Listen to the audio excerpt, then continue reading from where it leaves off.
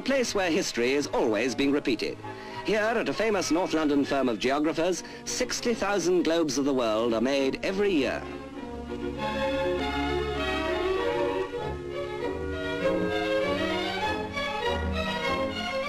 How the real world began has always been a fascinating study, but there's a set method of world-making at these workshops, a complicated craft dating back to 1492, when the first known globe was made.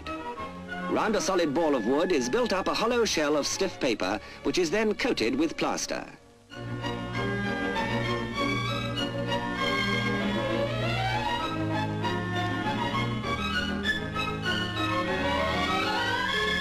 Nine separate layers of plaster are applied to a thickness of 1/8 of an inch.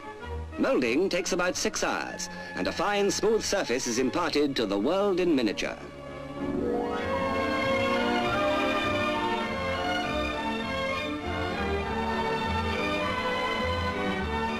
Once the globe is set and dried, it passes to another department where the covering map is pasted on.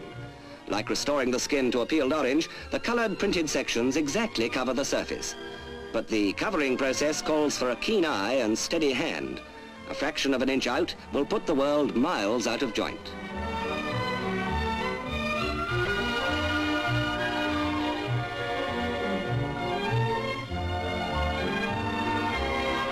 The globes come in a large variety of sizes and purposes, from an inch in diameter to 6 feet, and ranging in price from 16 shillings to £1,000.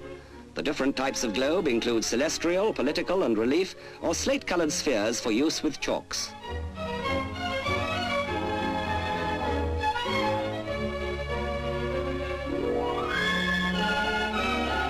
In keeping with their subject, the globe makers have a world market. 90% are made for export.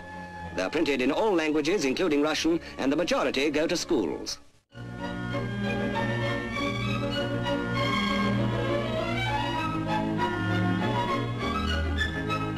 From first to last, the complete job takes 15 hours.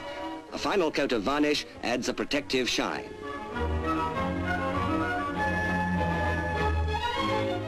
Nearly 100 of the staff have been there for more than 30 years. While the rest of mankind does its best to blow the world up, they like building a new one.